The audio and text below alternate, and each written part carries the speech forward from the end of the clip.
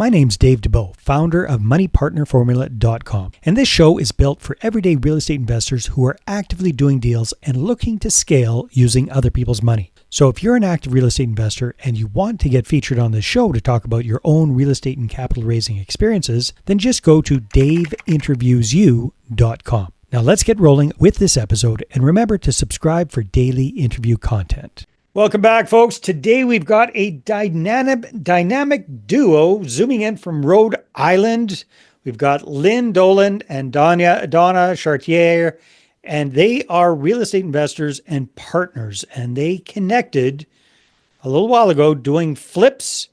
Then they've gotten into private money lending. They've gotten into Section 8 housing. And these days, they're really excited about co-living as well as multifamily investing. So Donna, Lynn, welcome to the show. Great to have you. Thanks for having us. Yeah. So give us a little snapshot. We're still kind of, start of quarter two of 2025. What does your portfolio currently look like? So Go ahead, Lynn. Currently, our portfolio consists of a co-living property in Atlanta, Georgia, 2 houses that we purchased and renovated and have leased up for Section 8 rental. We have a investment in a mobile home park in Globe, Arizona. We have another investment in what we call the $1 Million Club, doing some fix and flips with several other people as well. And Donna and I each have a short-term rental that we've had for some time that has been generating some great profits for both of us. Very good. Very good. So Donna, tell us a little, very briefly, how did you and Lynn get connected and start working together in the first place? So Lynn and I met at a local meetup near in Rhode Island, and I was in doing a flip with a couple of other ladies, and we needed to have another partner come in and join us on that flip. There was a little bit of a challenge, and Lynn jumped in on that flip with us, and we partnered up. We found out how well we worked together, and kind of after that flip ended in maybe the end of August of that same year, and we decided to partner up in October and join. So sorry, what year was that? That was 2023.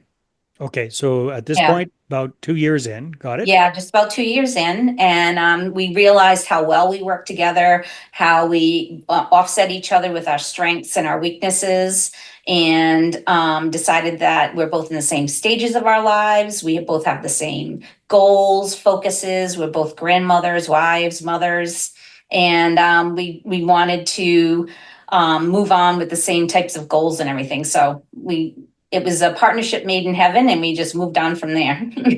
That's a heck of a lot more than I can say about some of my marriages. One additional thing to add to what Donna just said, when you find yourself in a trying situation, you really learn who the other person really is, right? Yeah. You dig deep.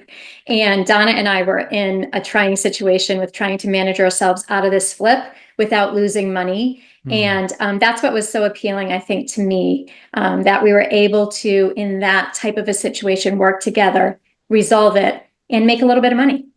Right. Yeah, that's trial by fire. So let me ask you guys this. How do you kind of, now that you went through that, you've kind of got similar goals and everything, and your strengths, one person's kind of balances the other's weaknesses and that kind of stuff. How do you divvy up who's doing what? How have you guys kind of divided responsibilities? So I'm typically acquisitions, and Lynn's usually the numbers, and then both of us are closers. When we're doing a flip, we're working tandem with each other on those things. I'll usually find them. Lynn will make sure she runs the numbers. We walk through all the numbers and everything, and then we'll do that whole process together as far as design, contractors, managing all that type of stuff, and then through the closing, we partner up through the rest of it. So the one Very thing we good. have improved, I will say, and it's a focus that we've had for the last couple of weeks, is really putting together some systems and our calendar, right? So Donna and I are super busy. She also runs a daycare. I also work part-time at a W-2. Time is so valuable, and we love this business. So we would find ourselves working on it all the time. So what we've done to make sure that we're spending enough time on the business, enough time with our families, enough time paying attention to our husbands, because they're the ones who get lost in this process, is we have navigated and created like an unbelievably strong calendar, and we are dedicated to living by that calendar. Yeah, that's smart. It's hard to have balance, but it's important to try. That's for sure. Mhm. Okay, so let's dig into what you guys are currently doing. And it sounds like you're really enthusiastic about co-living spaces. So for folks that aren't familiar with that, first of all, maybe Donna, give us a definition. What does that mean? Co-living is affordable housing. It's a rent by the room model where typically all your utilities are included in your rent. So, and you usually typically pay it weekly. So it's manageable for people who are in low income or need affordable housing where they can budget for it easily. And then you're sharing a room. Our houses are 6 bedrooms. We like 6-bedroom houses.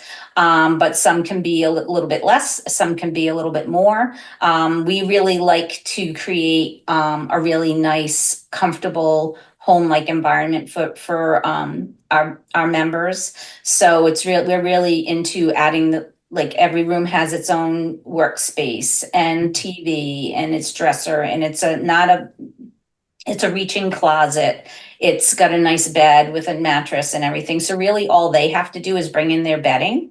So they don't even have to worry about furniture or anything like that. That's all included. Common area furniture, kitchen, all the utensils, everything's included in the home.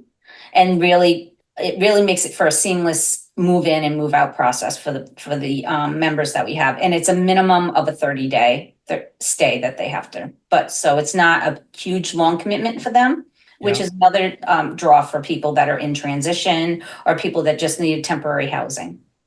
Yeah, no, that sounds very appealing. Now, both of you are in Rhode Island. I don't think I heard any of your properties or flips happening in Rhode Island. And you've got businesses and jobs and husbands and families and all sorts of stuff going on. How do you manage all of this stuff nicely from afar? Your network. Yeah. It's all about the network, right? Both of us are strong networkers. We make connections and build relationships fairly quickly. We belong to several real estate investments group locally and nationally. The Women's Real Estate Investors Group, Pace Morby's group, Sub2, Gator. We recently joined Owners Club. We've just built a nice network of people. So when we needed to go, we chose to go to Atlanta. We were familiar with Atlanta, but when we were forced to go to Birmingham because of a foreclosure, we were able to reach through the network and get boots on the ground and have people there within a day or two to really just help us navigate that whole situation. So that's one of the most important things I'd say with real estate investors is just making sure that you're building that network because you'll need them. So when you're working with somebody like that, are you bringing them on as a partner or as a contractor?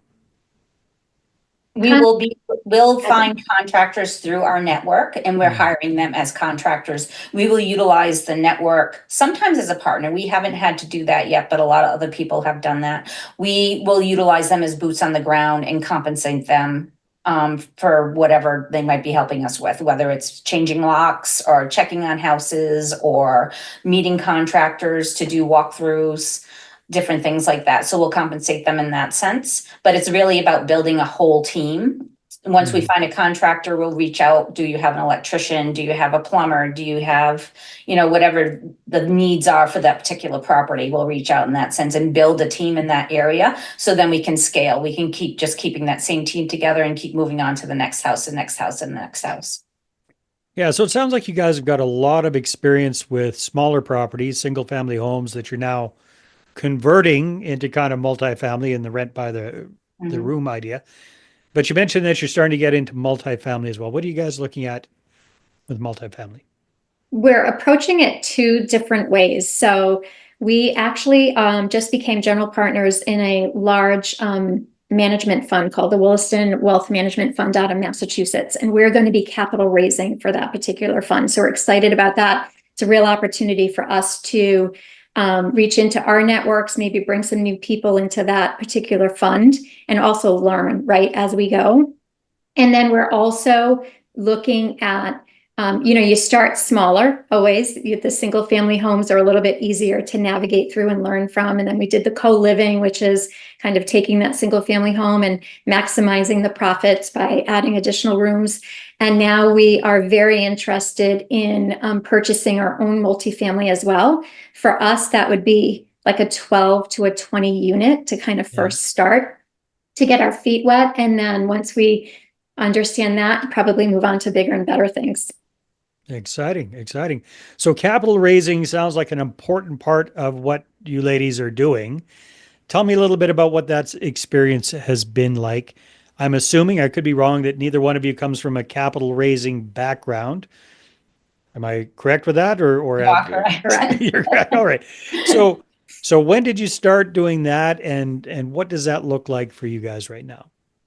We honestly started capital raising from the very beginning, doing the first fix and flip, because we needed gap funding for that. So through the networks that Lynn spoke of earlier, we reached out to people. There's always people that want to just do passive investing. And it's a great way for someone to do passive investing, gain, really great returns. And when we underwrite, we are very, very, very conservative. So when we're showing somebody or explaining to somebody what project we're working on right now, we're showing them every number. And we're showing them all the different scenarios. And our experience helps a lot with what we've done already. And so we're making them feel comfortable that, we know what we're talking about. We know what these numbers are going to be. And we have A, B, C. If A happens, we have B. If B happens, we have C. And if C happens, we have D.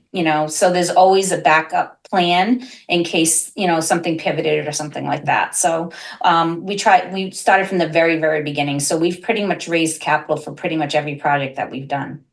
Yeah, very good. So Lynn, now that you guys are moving into raising capital for a fund, is that going to be a little bit different, or what are your approaches going to be? I think it's different because it's bigger, right? And it's multiple properties in one fund. But the way that we're approaching is we are reaching out to the same network of people. There is a component of being an accredited investor for this particular fund, which will be a little bit different, right? We have family members, we have other real estate investors, we have professionals that we have been tapping into for private money lending, but now we're going to be focused on accredited investors for the investment fund.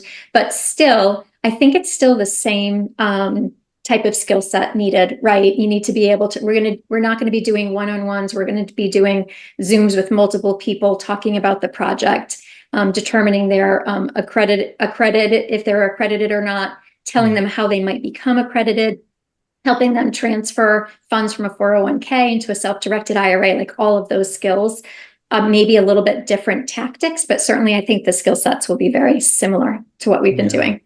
Oh, that makes sense. So Donna, for the rest of this year, well, let's say for like the next 12 months or so, what are your goals? What are you guys looking to do? If you could wave that realistic magic wand, are you wanting to take down some more Section 8 properties? Are you wanting to bring in some more co-living spaces, or jump right into the multifamily, or all of the above? Yeah, so Lynn and I's goal for this year is to at least get 5 more co-living spaces before the end of the year, and 1 or 2 multifamilies before the end of the year. So that's the initial goal. And then actually Lynn and I worked on a whole 5-year plan today on what our goals are, which isn't 100% all about real estate, but it's something that if somebody wanted to be into real estate, it's really about helping women and helping women transition into different phases of their lives. Because Lynn and I started this real estate journey later in our lives, and we have a passion for showing people who do make different transitions or want to do, maybe they were in a career for 30 years and they just don't feel like their life is fulfilled and they want to try something else, and helping them get to that next phase. Yeah, no, that makes a lot of sense. So, well, as we're wrapping up, ladies, maybe I'll ask Lynn this. If there were one place for us to recommend people go to connect with you to, what would that be? What's the best way for people to get a hold of Lynn and Donna? Probably reaching out to our email at info@lindenrei.com. That's probably the best place. Donna, any other suggestions? Yeah, we're also both on Facebook, and Instagram. And we do have a website with a contact form there as well. And what's that website? It's Lyndon, LYNDONREI.com. Very, very smart combination of Lynn and Donna. I like it. Okay. All right. got Well, Lynn and Donna, thank you very much for being on the show, and congratulations on what you guys are up to. And I wish you the best of luck with getting into this whole new thing with multifamily and capital raising for the fund. It's very exciting. Thank you. Thanks so much, Dave. All right, Thank you everybody. for having us. Take care, and we will see you on the next episode. Hey there, I really hope you enjoyed that episode. And as always, if you want to listen to more daily interview content, make sure you subscribe. And if you're an active real estate investor and you're doing deals and you'd like to get featured on this show, then just head over to daveinterviewyou.com. Now, at moneypartnerformula.com, we help real estate investors to create a process for predictably getting capital so they can do more deals without relying on hard money lenders or the banks.